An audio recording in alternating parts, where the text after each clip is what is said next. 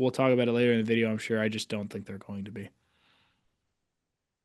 Ooh, okay, so we'll have to talk about that because I think they're in. Okay. But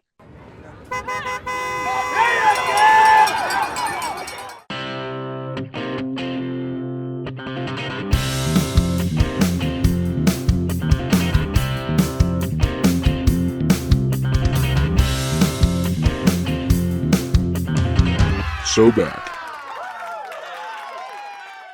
welcome back. It is the So Back podcast. It is the rivalry week episode 14, 15, something like that. I don't know the episode. We're getting up there in numbers. Who really cares? Um, it was rivalry week here in college football. A very exciting week. We also have some coaching carousel talk. Um, But most importantly, we have conference championships, playoffs, playoff implications, and we will see how it all shakes out. How you doing over there, Ed? Yeah, I am great. Things are exciting in college football. This is a full college football edition episode coming off rivalry week, off the bye week. I'm excited. Got a lot of good stuff to talk about today. Well, let's start off with the game that everybody really cares about, right? UGA 16, Georgia Tech 9, a real ugly football game if we're being real honest about it. Um, but Georgia just kind of slogs their way. Doesn't play that well, but still beats a Tech team that I think, pretty easily showed that they were just bigger, faster, stronger than, which is kind of what I've said all year, that offensive line is not going to be able to hold up. The rushing attack is not going to be able to be as effective as it has been against their ACC opponents. Everybody tried to tell me Tech was good all year. Everybody was like, "Watch out for Tech. It's going to be a tough game." And while we didn't light up the scoreboard, I was never really that worried. Watching the game personally, I was pretty calm the whole time. Um, but it's a great day to be a Georgia Bulldog, and it sucks to be a nerd. Um, Fuck Tech forever. Yeah, I mean, that game tied the record for most games won in a series, which was previously held by Tech in, I think the 40s or 50s, sometime a long time ago. But Georgia Back just when they tied the didn't even record. have rules. They didn't actually even throw it. It was straight ground and pound. And Georgia kind of went back to that in this game with Nate Frazier running straight down the Tech throats with over 100 yards. Gunnar Stockton didn't look extraordinary, but like you say, did enough to do your job. And this is a game that, despite the score being, excuse me, a one score touchdown game, it was Georgia in control. The only play that came down to where, well, this could go Tech's way was the very last play, which could have been a Hail Mary and sent it to overtime, perhaps. But even a Hail Mary, if a Hail Mary is the one play that Tech is going to have, some say in whether they win or not, I'll take those. I'll take those odds. Right. I mean, it was a good pass up the middle to advance the ball late. It kind of caught us sleeping a little bit, I think, thinking that we'd probably already won the game. But you set up for the Hail Mary. I mean, if you get it, let's go. I don't even think we're going to overtime. I think you're going to go for it to try to end the game because you know that Georgia's defense has just been dominating you all day. Um, so it's not even a guaranteed win if they catch that. I thought UGA showed that they were a much better team. Gunnar Stockton, I don't think he had the bad first pick, but other than that, I mean, it wasn't necessarily that he was bad. It was that we didn't really need him to do all that much. We just ran the ball right down their throat. We kind of imposed our will. That was a nice little zoom in that you had there. Um, but it was just UGA playing grown man football, and showing what ACC is weak, and Tech is not very good. But we will move on to probably one of the more interesting games of the week, just with everything surrounding it. Ole Miss 38, Mississippi State 19. Ole Miss kind of just in control kind of the whole time. I thought there's no way that Ole Miss was not going to lose this game. It ended up being Lane Kiffin's last game. We'll talk about that later in the coaching carousel. Um, but an emotional win for the Rebels to beat their in-state foe. Yeah, I mean, the Egg Bowl, as it is deemed, was a dominant affair here. Given an 11-win regular season to the Rebels, who will, as we have stated, will be out without pretty much their entire coaching staff heading into the playoff. Trinidad Chambliss looked great. Mississippi State's defense tried to hang in there for as long as they could, but this was a second half slaughter. And yeah, I mean, Ole Miss controlled the football game. They will not be, Ole Miss will not be in the SEC championship because Bama was able to hold on against Auburn, but it's a good season out of Ole Miss. It's just, I don't know if I could see them making a deep run without, the captain. Yeah, I mean we'll talk more about Ole Miss a little bit later. I think most of their talking points are off the field at the moment. We'll move on to probably one of the more important games, the first domino, and really the only domino needed for UGA to make the SEC championship game, which was Texas prevailing 27-17 over Texas A&M. Um, I think now Texas A&M is kind of after the fact. Everybody thought they were really, really good. They were this amazing team, and now as soon as they lose a game, everybody's calling them schedule frauds. I don't necessarily agree with that. I still think they're a good team. But Texas is kind of a team that's getting really hot at the right time to try and make that push. We'll talk about the rankings later, but I don't think they've. I think that loss to Florida is really gonna come back to bite them. But yeah, it was an impressive win over what was the number three team in the nation. For sure. I mean, definitely an impressive win from this Texas Longhorn team that they needed it. They needed it to even give themselves a shot to be in the talks of the playoff race. But yeah, I do think that we all need to stop bouncing off A&M and being like, no, A&M sucks and A&M's not good. Still have a very good defense, and I know that Texas was able to put up 27, but Arch Manning had a very good game and he played very well. And the whole Texas offense looked like they were really flowing back together in the second half.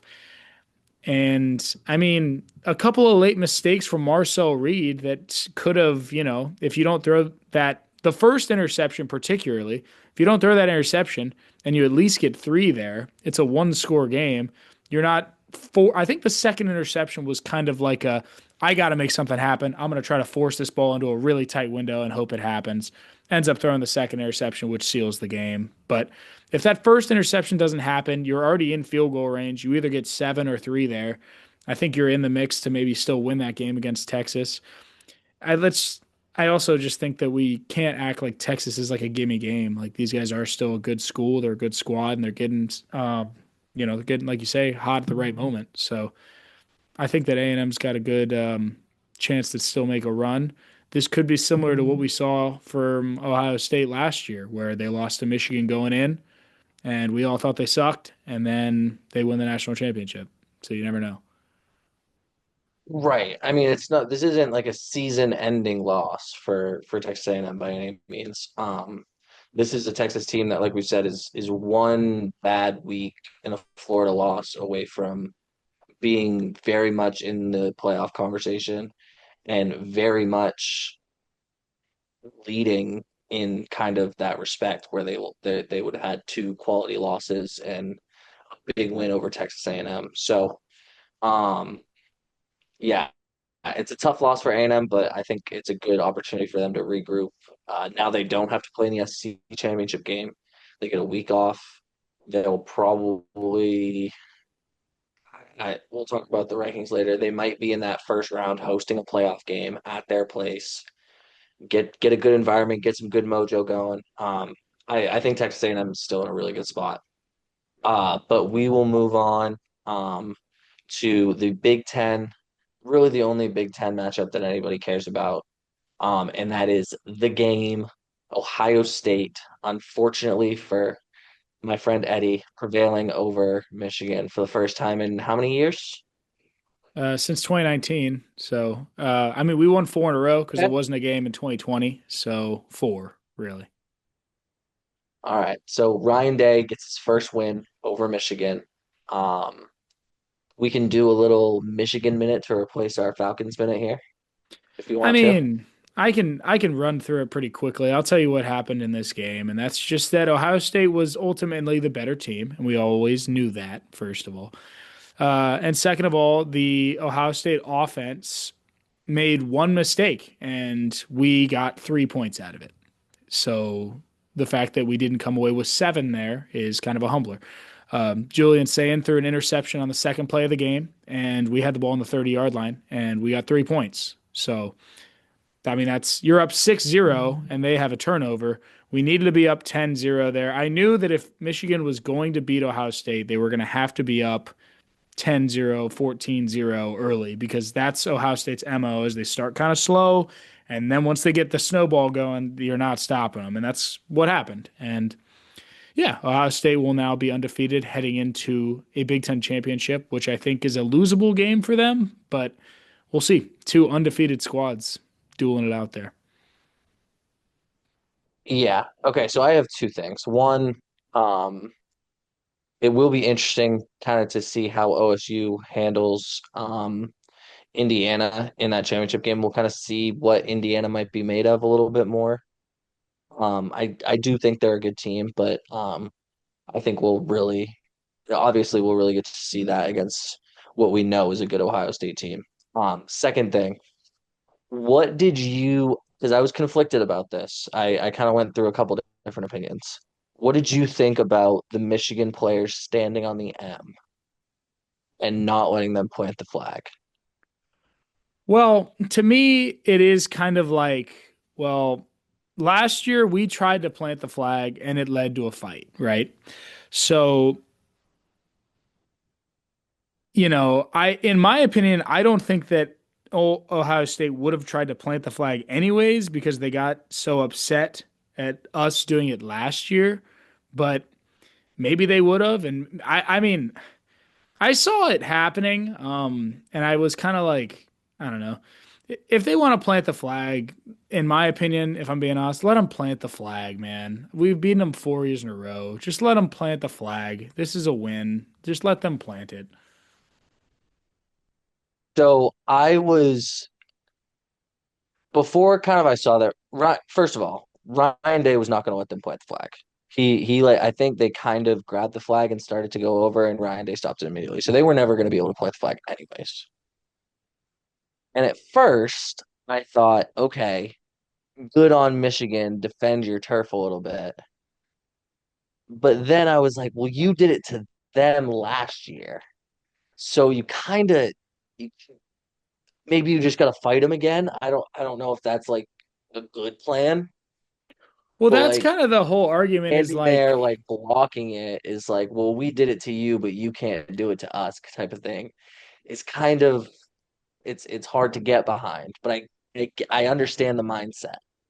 well, it's almost like it's tough because yeah, that's true. It's like, look, why can you guys plant the flag, but then when they try to do it, you like defend it. But then it's also like, well, they didn't let us do it, so we're not going to let them do it. Right. They fought us for it. And so it's either we stand here or let them do it and then fight, In which my is also opinion, which is not a good plan. I mean, I know that these guys hate each other. I hate Ohio State too, but wouldn't it be so much better of a look if you just let them plant it and you're like, wow, look at us being the bigger people. They planted Mm, the flag and we just walked right into the locker room. no, I don't think so. You don't think so? All right. I don't think so at all. I think if you let them plant the flag and you don't do anything about it, that's like Weak. you Yeah. not only did they beat you, they dominated your mind. They put Maybe. that picture is going to be circulating for another 365 days until you guys get to play again. And if you don't win again, then they're going to do it again on their field. They're going to plant their flag, and there's going to be two pictures, and then it's a whole snowball. So I agree that you can't let them do it. It's just I think you probably have to fight and you have to let them do it and then fight, I think is the answer. I guess. I mean, you know what? I mean, you what how they went about it is they decided and elected that they were going to defend the M and stand on it, and there were no fights post game, which, is fine. Were there an unbelievable amount of unnecessary roughness and unsportsmanlike calls during the game? Oh yeah. I mean, they happened like every other play. But Oh yeah, we that's how we like it. we knew that was going to happen. Um But yeah, that was honestly because of that game and being how lame it was, that was about the most interesting thing that happened was like, interesting. We're gonna stand on the M here. All right. Right. It wasn't like there was like a late play that we could fight over, kind of stuff like that. So Yeah. overall, pretty dominating performance from Ohio State, Yeah, for sure. unfortunately. But we will move on to another big one. I don't really know that this is the biggest rivalry, but Oklahoma's biggest rivalry is the Red River rivalry with Texas, and they play that in the middle of the year. So we have Oklahoma getting a big win over LSU, who's been weak this year, but it's still a good win to see on your schedule. Yeah. And I mean, a game that kind of came down to the wire, but LSU's defense has been very solid throughout this year. Their offense, which was supposed to be the shining star of their team, hasn't really done much, and their defense has been what has won them any of the games that they have. So, Oklahoma gets it done against a pretty solid team and puts themselves firmly in the at-large talks to get a bid to the college football playoff. So, good for the Sooners. Yeah, I mean, I think they're definitely in that conversation. There's to me, they're never mind. We'll talk about it later. Sorry. We'll continue on this game. But Oklahoma, I mean, you'd like to probably beat LSU by more, but it is rivalry week. It's late in the season. You're still kind of slugging along, trying to get to the playoff. Um, and you just kind of slug out a good solid win. I think it's good for Oklahoma. LSU has moved on pretty quickly. They have other things that they're worried about. They could care less about this game or whatever. I don't even think they're bowl eligible. So um, LSU, it's over. I'm sorry. Yeah, they're way But done. we'll move on to another. We can move on to another interesting week, interesting game, kind of with the playoff picture, and that's Vandy beating Tennessee 45 to 24, a convincing win over a good Tennessee team. I mean, I want Vanderbilt to be in the college football playoff. I think that they partially deserve it. I think they played really well in some of these games that, they shouldn't even be playing as well in. I mean, Diego Pavia looks amazing. I mean, they did put up 582 total yards this game. It was close in the first half. I mean, at halftime it was 21-21, and then in the second half Vanderbilt wins 24 to 3. It's a solid game, and I want Vanderbilt to be there, but we'll talk about it later in the video. I'm sure. I just don't think they're going to be. Ooh, okay, so we'll have to talk about that because I think they're in. Okay. But I think what it was for me was Vandy kind of answered the question, can they stop an explosive offense like Tennessee? Hmm. And in the first half they got torched, but in the second half they responded really well. Like you said, they only gave up 3 points in the second half. Um, it's a statement from Vandy, who has been it's been the Diego Pavia show, which it should be because he's been very, very good and he's carried this team all year. But I think it's really important that the defense showed up a little bit and showed that they had a little bit of something to them, and that maybe they can kind of compete with some of these big dogs. But no, we'll talk about it. I think they're in though. I hope you're right.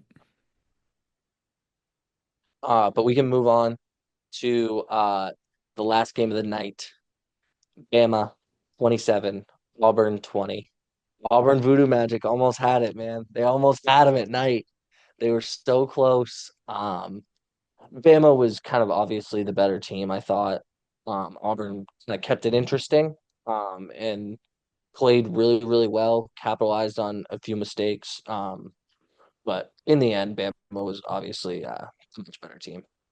Yeah, I mean, Ty Simpson looked great. The first half was pretty much complete dominance from Bama. Auburn battles their way back into getting the lead, and then Bama scores a late touchdown to kind of survive. But Bama was definitely the better team. But these two teams are very similar to that of the Ohio State and Michigan, which we didn't get this year. But that game is typically very close, no matter what, no matter who's good and who's bad. And that's what we got here. And it was really fun. And I wanted it for Auburn because for Georgia to play Ole Miss without their coach would have been a lot easier than playing Bama. But it's going to be Bama and it's going to be Georgia again. So that was kind of my thought this whole game was we had already seen the result of Texas A&M. We knew we were in, and this was kind of the deciding game of are we going to play Bama again or are we going to play Ole Miss again? And I think if you're any Georgia fan, you'd probably rather play Ole Miss, just history, especially an Ole Miss team that we now know is losing their head coach, and he will not be there for their playoff run. So yeah, kind of a tough one if you're a Georgia fan. But it's tough to beat the team twice in the same season. Um, we can maybe we can get that voodoo curse out of here. Auburn's night voodoo curse was on Bama. Maybe we can expel that demon, Yeah, it'll exercise that be, demon. I think actually the word that I was looking for there. I mean, it means the same thing pretty much, Okay. But yeah, I agree.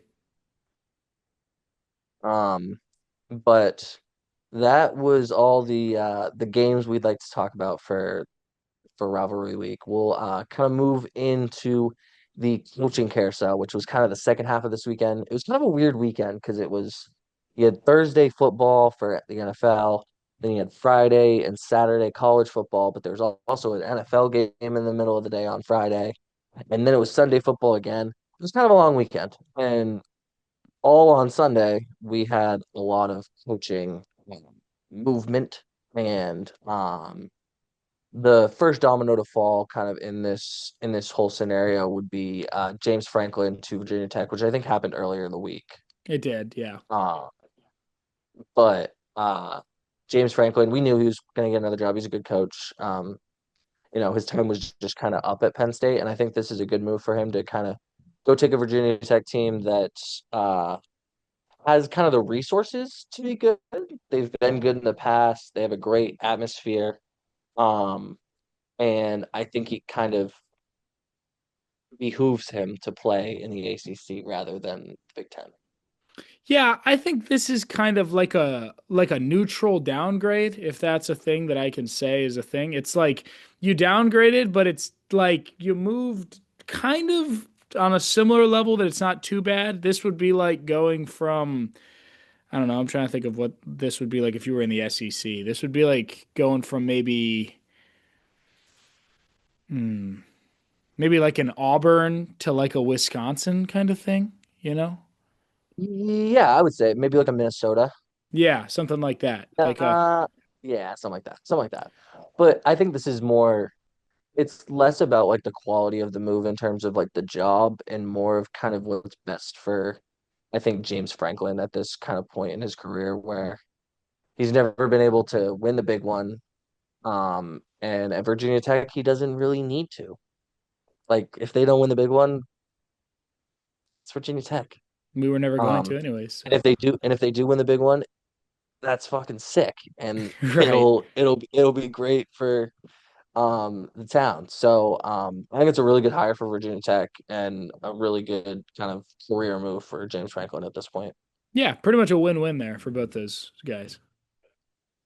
And then we had Florida, who had announced kind of on I think it was on Friday but they were no longer looking at Lane Kiffin, that they had interviewed, I think, 20 other candidates, which is kind of a weird thing to put out in the first place, but they did. So they said they didn't want to be in the Lane Kiffin business. And then on Was it Saturday they hired John Summerall from Tulane? It Saturday? was it was right after the Lane Kiffin announcement, I believe. But yeah, we Okay, knew so Sunday. kind of before that that there were rumors as soon as Florida said they were out of the Lane Kiffin talks that Summerall was going to be going there. That was pretty much what everyone had been saying. Right. He was kind of the number two sitting in behind Lane if they could get him. Um I don't think this is a great hire for I think it's a Florida, if terrible I'm hire. being real honest with you. It's the exact kind of Billy Napier type hire that they made before. Um, Yep. which I don't really know why you would kind of hire you're trying to hire the same coach. You're trying to find like I don't know, like ditch out the money to go get Lane. I mean, I don't I think Florida with the money, committing to the money is a much more attractive job than LSU would be. Um, but yeah, I don't know. Just a kind of a confusing hire for Florida. I think this is really, really silly on Florida's part. I think this is a really silly move. Now I Summerall may come in and be the guy, and maybe they saw something that I don't see. But Kiffin was there, and you have money. You're the University of Florida. It's not like Right. Tulane was in the mix. You're Florida. Like you have money. I don't get it. Um, and if you're not gonna get Lane Kiffin, go hire James Franklin. Like, go try to hire Cliff Kingsbury. Like, go like pay somebody and let's go. Like, if you're, I would be very, very frustrated. If I was a Florida fan that we're hiring a head coach from a smaller school that hasn't really proved much, and at that small school has not won against ranked opponents very often. Um, if I'm Florida, I would want to go for maybe an offensive coordinator at a big school, like an offensive coordinator in the NFL, just somebody with some experience on a winning team. I just Tulane's been winning, but in the American, I just don't like the hire from Florida, but maybe it's just just hate Florida that much. That could be part of it. But I don't know. It's just to me, it's like part of me kind of wants Florida to be kind of good again so that game can be fun. But I mean, it's just like I don't think Summerall is going to be the guy who makes that game all of a sudden now have life again. I did notice that we might have talked about this a couple weeks ago, but I don't think we did. That Georgia hired Napier as a recruiting coach, which is kind of interesting. I did see that we did hire him. Did he have a Georgia connection before, or did he just have like a Kirby connection? He might have just had a Kirby connection. He's actually a pretty good recruiter, though, so I don't hate the hire from the Dogs. He's a bad coach, Yeah, but I he's mean not bad at he's recruiting. been he got the job for a reason. Like he worked his way up kind of the system and did what he was supposed to do. So like he excelled in the areas that he was at. It was just kind of Florida was it was too big a job, I think, for him. Um, but we will move on to the most interesting coaching move of the weekend, and that is Lane Kiffin heading to LSU. First off, shout out to Marty Smith, who was there with ESPN from what looked like 5 a.m. to like midnight that night. Didn't get the answer that night, got the answer the next day, and was there when Lane Kiffin took off. Shout out Marty Smith. You did you did more than your job this week. But Lane Kiffin leaves Ole Miss behind. Um, goes for 7 years, 12, 13 million a year, 14 million, something like that. I believe it's 91 million overall, is the number. But just I don't know what to do if you're an Ole Miss fan. Yeah. Look, guys, if you're a rebel and you're out there and you're thinking, man, can Pete Golding get us there? I just don't think so, guys. I really don't. I don't know anything about Pete Golding. And if you're listening, I'm not hating on you. I want you to just prove me wrong and prove that you can do what Lane Kiffin did for this program. Unfortunately, I do not think you can. Great hire from LSU, who already has so much drama going on. I can't believe that Lane Kiffin is going there, but you know, he's getting money. So, Yeah, I've been trying to think about how I feel about Lane Kiffin, whether or not I think he's a snake, whether or not I think he's a bad guy. And then I had the thought, if somebody offered me $91 million to go do pretty much anything, I'd probably take it. So, yeah. I mean, how can you fault the guy for taking $91 million? Like what? Shell out the money, Ole Miss. If you have it, if you could have matched the offer, but you didn't. And I don't know. I don't know what else to tell them. Well, another big issue for Ole Miss is that with Kiffin leaving, you're likely going to lose a lot of your players, unfortunately, because they're going to want to go play with Lane. And secondly, he took like his entire staff with him. He took the whole staff. He took anyone who you would want with him.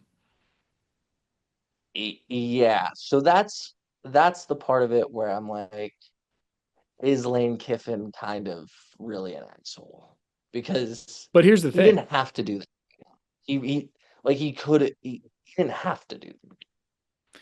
They have Is people there but that is could he an at least asshole or is he a genius, you know? He built himself at Ole Miss, right? This team that has never really been that great. And then now he's going to go coach at a team that he knows can win. The mighty elusive national championship winning school that he knew he probably couldn't get at Ole Miss. But he's going to take all the players he wants from Ole Miss, bring them over with the already star-studded roster that LSU has. And now they're going to be even better because they've got a coach that can win a national championship on a team that can also win a national championship. It's true. Um, I'm I'm I'm I'm glad that Kiffin did not take his defensive coordinator because there is the outside chance that Lane Kiffin hires Coach O to be the defensive coordinator of the LSU Tigers. And then it would be Lane Kiffin and Coach O just ripping up that friggin' sideline. And that would be awesome. That would be great. But pretty So insane that's stuff. really what I need from Lane Kiffin at LSU. I my hatred for LSU over the past few years has been mainly directed towards Brian Kelly, just because I don't like Brian Kelly. No, To you be don't. honest, I don't really mind LSU. I don't have any kind of hatred towards them as an institution. I like Joe Burrow. I like Jamar Chase. Mhm. So like, um, I think that I like Lane. I still can't really. He is an asshole, but I kind of like it. Um, Yeah. so I don't know. I wish all the best to him. Yeah, we'll see. I'm excited for LSU. I mean, if you're LSU, I think you should be stoked. I think he's a great coach. Whether or not we're going to talk about his personality, I think he's a great coach. So it's a good hire for sure. Alrighty. So that concludes our coaching carousel talk. Um, we will get into our conference championship games this weekend. Um, let's start off with the teams with the conferences that we know are going to get in the college football playoff. Let's start off with the SEC, Bama, Georgia. Right. They've met once this season. Bama came out on top. I didn't think UGA played very well, but Bama just kind of dominated, knew what they were supposed to do, came into Sanford, won the game. Um, what do we think is going to happen here in the Benz? I do think I mean, it's probably biased, but I do think it's really hard to beat a good team twice. And I do think that Georgia's going to show up here in the Benz. The current spread on the game is 2.5 in favor of the dogs. Um, Georgia's hot. They've gotten hot. They look. I mean, they I guess didn't play amazing against Tech, but they did what they had to do. We're in control of the game. The defense played well, which is what's Yeah, if Georgia can hold Alabama to less than 24, I think they can win this game. yeah. I mean, I think the offense has the capability to score when kind of they can get it going. Um, but if the defense can really show up, and that's what it's going to be. It's going to come down to this Georgia defense and being kind of the dominant Georgia defense that we've seen in the past.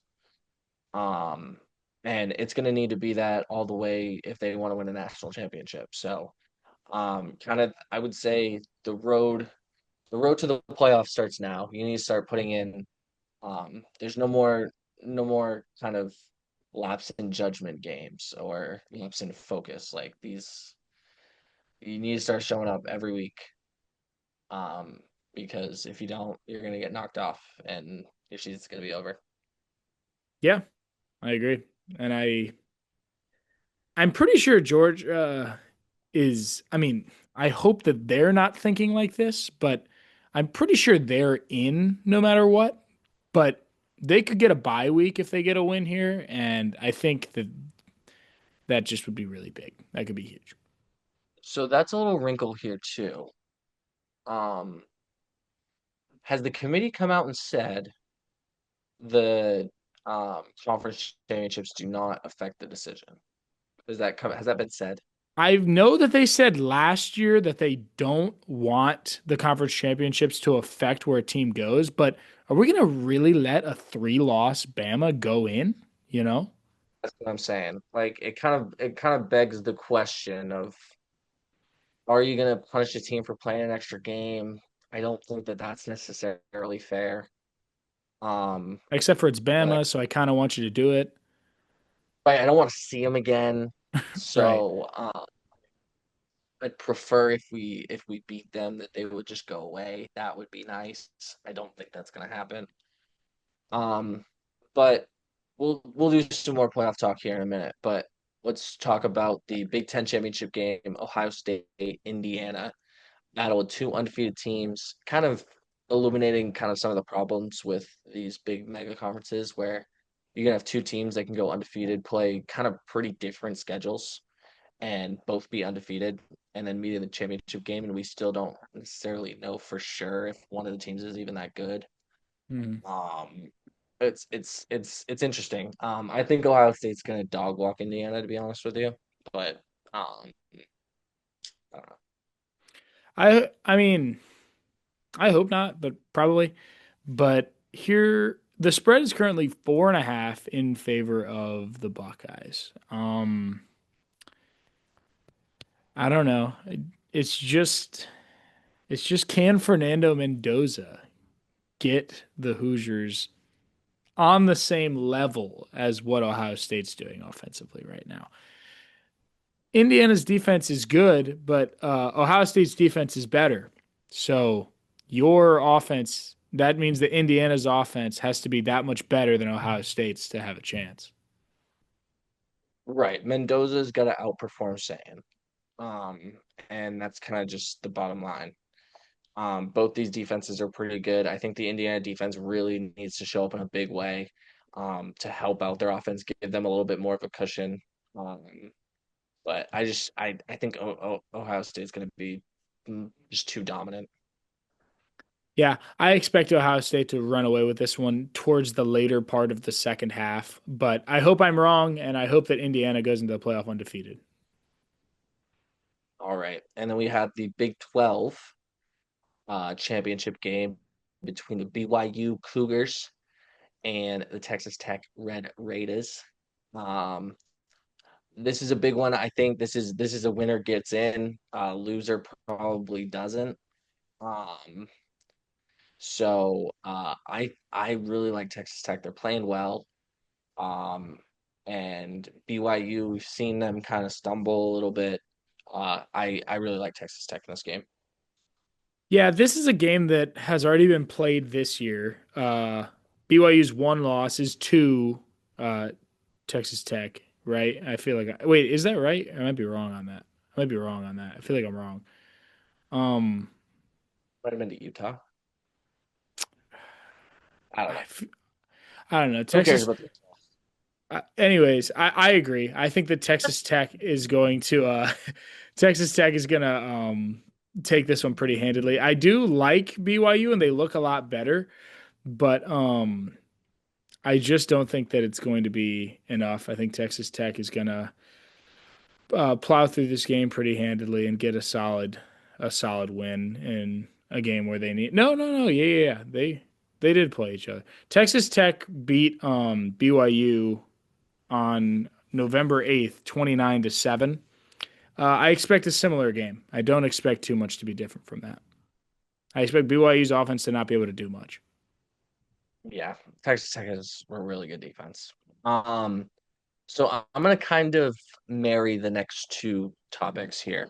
I'm gonna kind of start into the college football playoff conversation a little bit with these next few games because there is a doomsday scenario here for the ACC.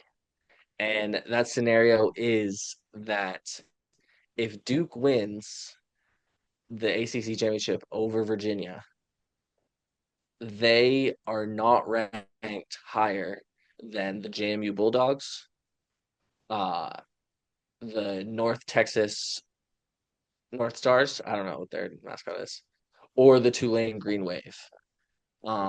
And so it really jeopardizes their chances of getting an ACC bid at all, which would be all time hilarious because this is the year that everybody was like, Georgia Tech's really good, and then the ACC doesn't even get a bid. That would be hilarious. Yeah, and it's not completely out of the question because Duke and Virginia is likely to be a pretty close game. JMU, I expect to run away handedly with the game against Troy. And then Mhm. Tulane, North Texas doesn't really matter. Whoever wins could win. Right, So, they're both ranked higher than Duke. yeah, Uh, it's not out of the so question at all. the AP poll that just came out, North Texas is ranked 20, Tulane is ranked 21, James Madison is ranked 19. So they're Duke's unranked. So I personally am really cheering hard for Duke because I think that would be so funny, especially with Miami at 12 in the AP poll right now. They're close, but they still can't get in because they didn't get in the conference championship. The ACC, what a joke of a conference. It would be really funny. And it's not out of the question at all. Duke play Virginia at 8 o'clock on Saturday. That is almost just for this scenario becoming sort of the game of the week because I mean, something could happen on Friday and Troy could upset James Madison and throw all this out the window. Um, True. but I expect JMU to win. My picks are probably JMU, Tulane, and I do think Virginia's going to win. But for the fun of it all, I'm going to say I want Duke to hold on and win that one. Oh, I just that's I'm gonna laugh really hard if that happens. But getting into that, we will do a little bit of college football playoff talk. Um, so we had a little bit of shuffling in the rankings with the Texas A&M loss. We still have our 1 and 2 seeds of Ohio State and Indiana, Mhm. and then Georgia's going to move into that 3 slot with I would say Oregon behind them, Yep, probably. and then Ole Miss. I think personally, Yeah, I guess. I mean, they don't have their coach, but I guess, yeah. it's true. Okay, actually, sorry. Let's do this a different way. Let's do this a All right. different way. So we'll do 5 conference champions, right? Okay. So let's go with Georgia, Ohio State, Yep. Texas Tech, Yep. uh, the winner of Tulane, North Texas, Yeah, we'll take Tulane there. Tulane, and then do we want to pick Virginia? Just because that's probably what's going to happen. Yeah, I But mean, I we're guess cheering for Duke, but we'll do a realistic one. We'll do I'd what we think's love actually would love to see JMU there, but probably going to be right. Virginia. So JMU or Virginia, we'll say. Yep. Okay. So out of the teams that did not make that, we have Indiana. So we're looking for 7 teams.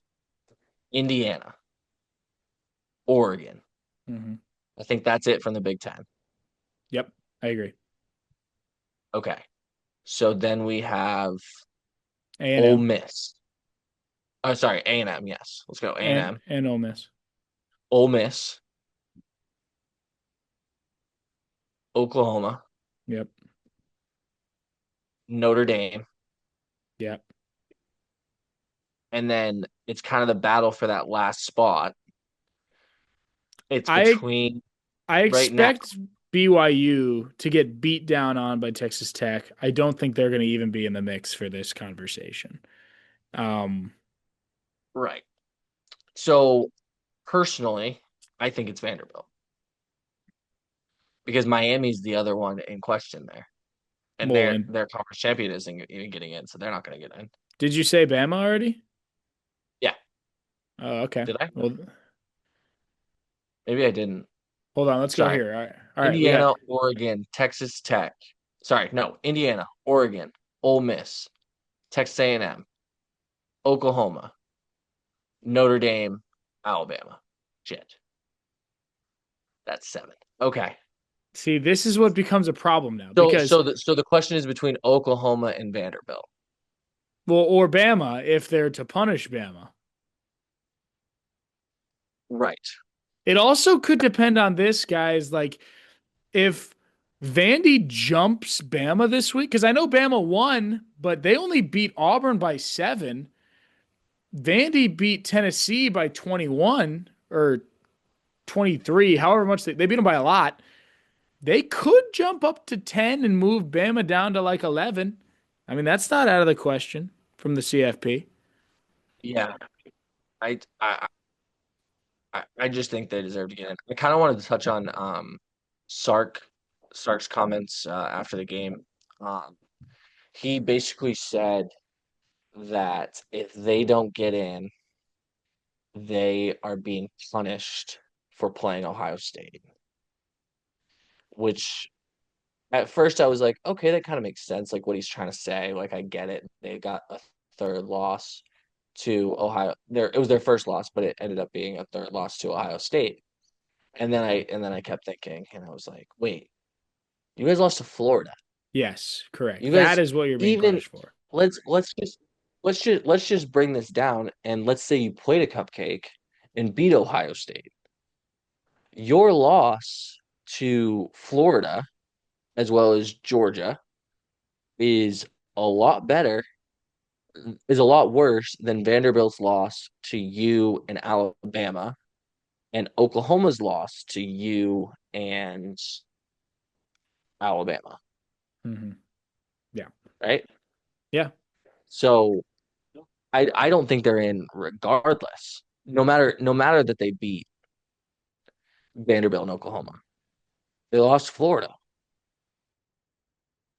Yeah. You can't It's lose kind those games. yeah, it's unfortunate because like Texas just beat A&M and they probably like if things went a little different, if they beat Florida, they're in. If they beat Florida, they are in. But they didn't. They're in And 100%. but they didn't. And now it's either going to be Vandy, Bama, or I mean it's going to be Vandy or Bama in that last spot and I don't think that Texas deserves it over either of those teams.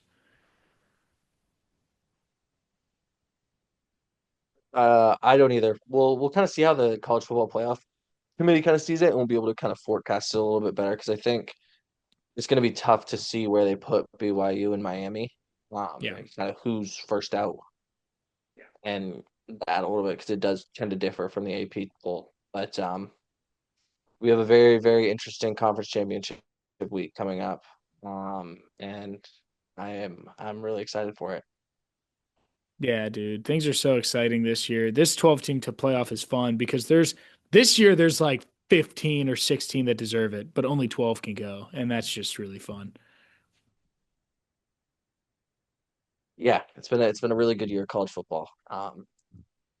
So we will be back next week. We will be so back next week with some college football and some NFL, recapping championship weekend, doing kind of a dual recap of the NFL, um, kind of seeing what we missed, looking at the playoff picture, getting everything done. But it's been a pleasure, and we have been so back. So back. Peace.